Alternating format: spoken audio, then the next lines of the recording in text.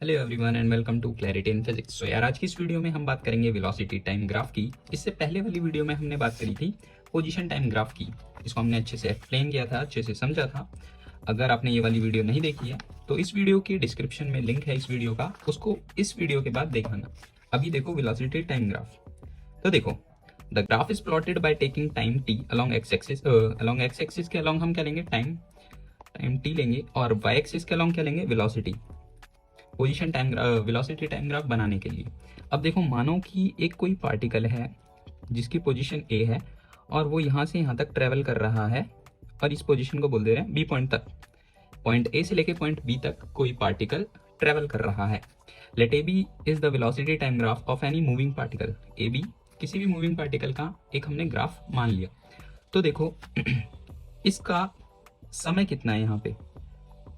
T1 माना कि T1 time पे है, और जो ये पॉइंट बी पे पहुंचा है, जो इसकी फाइनल पोजीशन है, उसका हमने बोला कि टाइम वो T2 पे है।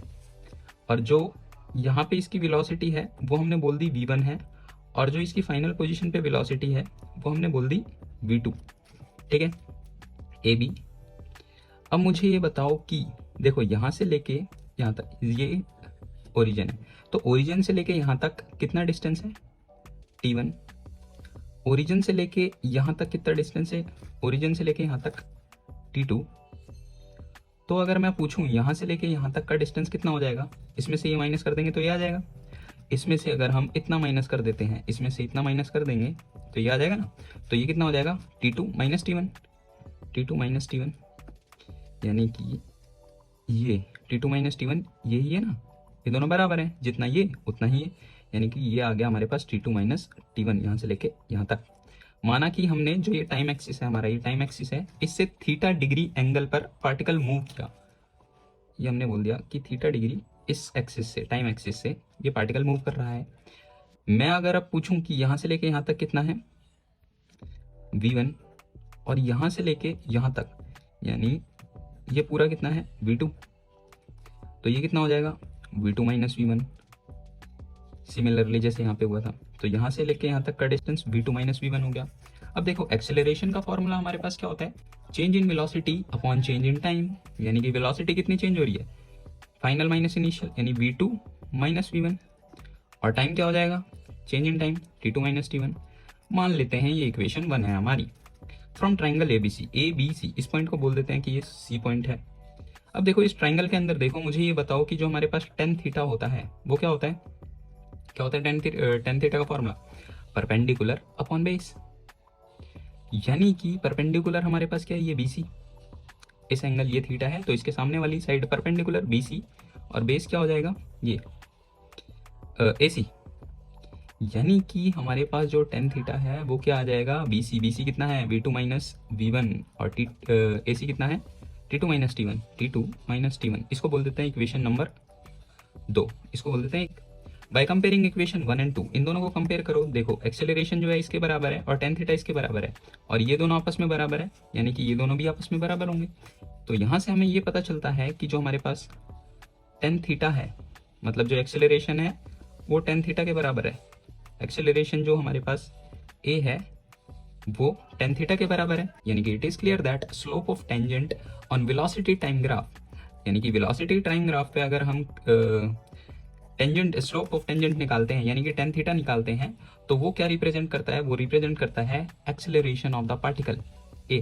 ठीक है, यानी कि हमें अगर वेलोसिटी टाइम ग्राफ का स्लोप निकालेंगे, यानी कि टेन थीटा निकालेंगे, तो हमें एक्सेलरेशन मिलेगा।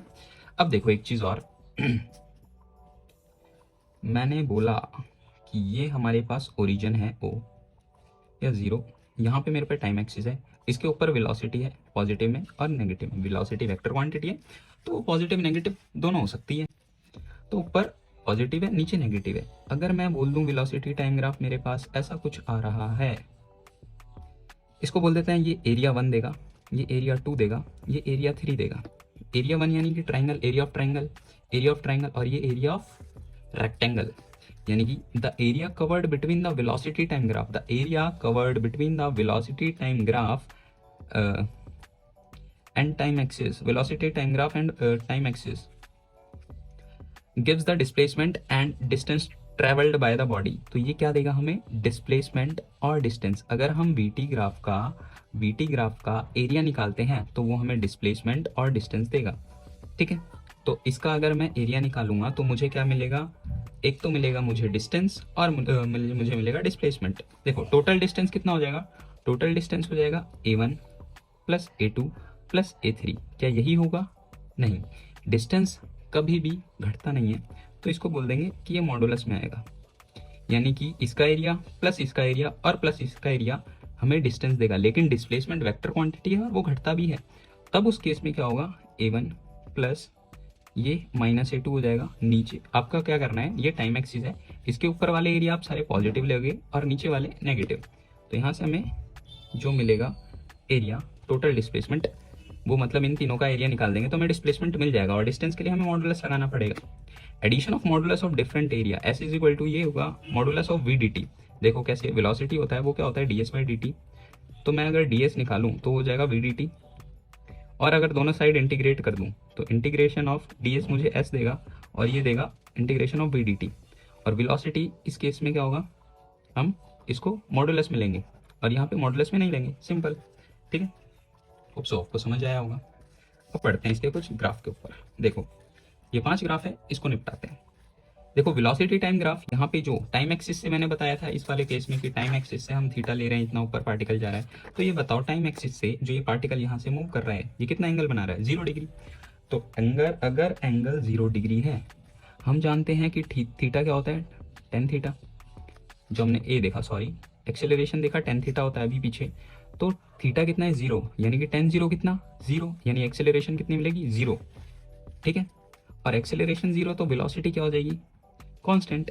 और ये कैसे होगी, देखो जो एक्सेलरेशन होता है वो होता है dv/dt, एक्सेलरेशन 0 होगा, इसका मतलब ये चीज़ तो कांस्टेंट होगी, क्योंकि कांस्टेंट का डिफरेंशिएशन ही तो 0 होता है, तो वेलोसिटी कांस्टेंट आ जाएगी।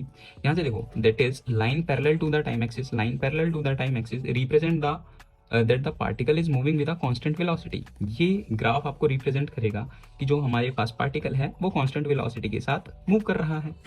अगला केस देखो, यहाँ पे देखो टाइम एक्सिस से ये जो पार्टिकल मूव कर रहा है कितना डिग्री बना रहा है, टाइम एक्सिस से 90 डिग्री, 90 डिग्री, और यहाँ से एक्सेलरेशन क्या हो जाएगी 1090, यानी कि नॉट डिफाइंड इन्फिनिटी, और यहाँ पे क्या हो जाएगी इंक्रीजिंग। आप देख रहे हो कि एक समय पे, किसी एक समय पे वेलोसिटी बढ़ते जा रही है, इंक्रीज होते जा रही है। ठीक है, तो that is line perpendicular to the time axis, line perpendicular to the time axis represent that the particle is increasing its velocity, particle की वेलोसिटी इंक्रीज हो रही है but it does not change, but ये बदल नहीं रही है, और ये प्रैक्टिकली इम्पॉसिबल है। क्यों, क्योंकि एक ही समय पे इसकी कौन सी वेलोसिटी है, देखो इस पे इसकी वेलोसिटी है, देखो देखो बढ़ते जा रही है, एक ही समय पे बढ़ते जा रही है, जो कि नॉट पॉसिबल है। ठीक है, तो ये वाला केस पॉसिबल नहीं हो सकता प्रैक्टिकली। अगला केस देखो, यहाँ पे देखो थीटा जो है वो कांस्टेंट है, अगर थीटा कांस्टेंट तो एक्सेलरेशन कांस्टेंट, और वेलोसिटी कैसी है, इंक्रीजिंग यूनिफॉर्मली इंक्रीज हो रही है।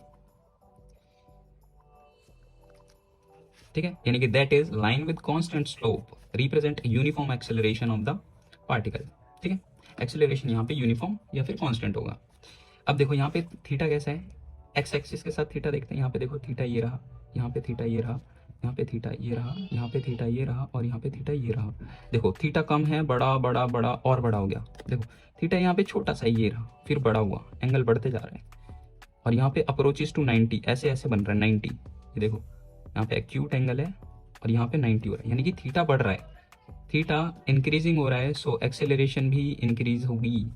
थीटा जैसे जैसे बढ़ रहा है एक्सेलरेशन बढ़ेगी, क्योंकि टेन थीटा एक्सेलरेशन देता है, यानी कि थीटा 0 डिग्री, 10 0 10 30 10 45 10 60 10 90, देखो 0 1/√3 1√3, वैल्यू बढ़ते जा रही है, 0 हुई, फिर 1/√3 हुई, ये 0 से थोड़ी बड़ी हुई, फिर 1 हो गई, 1 से √3, और बढ़ते जा रही है। जैसे जैसे एंगल बढ़ रहा है वेलोसिटी, मतलब जैसे जैसे एंगल बढ़ रहा है वैसे वैसे टेन थीटा की वैल्यू बढ़ती जाएगी, यानी कि, और टेन थीटा की वैल्यू बढ़ेगी तो एक्सेलरेशन बढ़ेगा ना, so theta increasing acceleration increasing, यानी कि line bending towards velocity axis.